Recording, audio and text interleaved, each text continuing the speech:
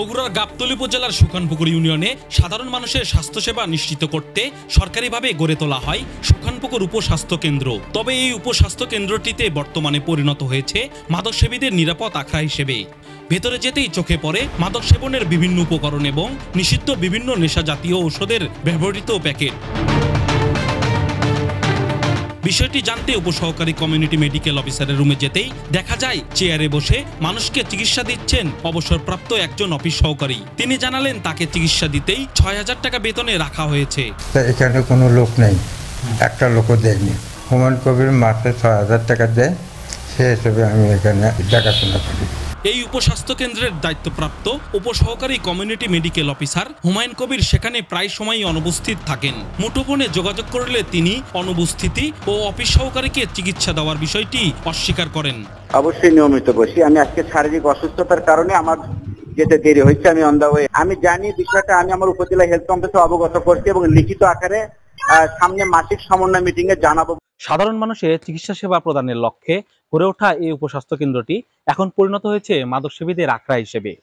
প্রশ্ন উঠেছে দায়িত্বপ্রাপ্তদের অনুপস্থিতি আর অবহেলার কারণে দিনে দিনে পরিণত হয়েছে এমন চিত্রে। সুখানপুকুর উপস্বাস্থ্য কেন্দ্রে অবসরপ্রাপ্ত অফিস সহকারীকে দিয়ে চিকিৎসা দেওয়ার বিষয়টি জানতে চাইলে দায় এড়ানোর চেষ্টা করেন উপজেলা স্বাস্থ্য ও পরিবার পরিকল্পনা কর্মকর্তা।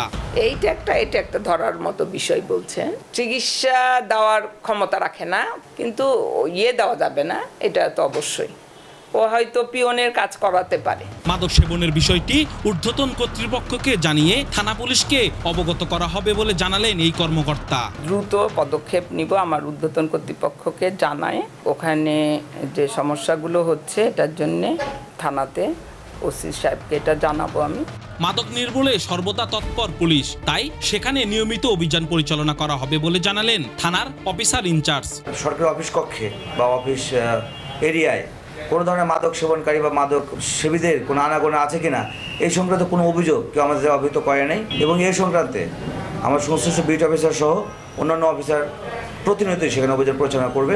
মাদক সেবীদের দৌরাত্ম্য বন্ধে এবং মাদক নির্মূলে আরও তৎপর হবে আইন শৃঙ্খলা বাহিনী এবং সাধারণ মানুষের চিকিৎসা সেবা নিশ্চিত করতে কঠোর হবে সংশ্লিষ্ট কর্তৃপক্ষ, এমনটাই প্রত্যাশা সবার।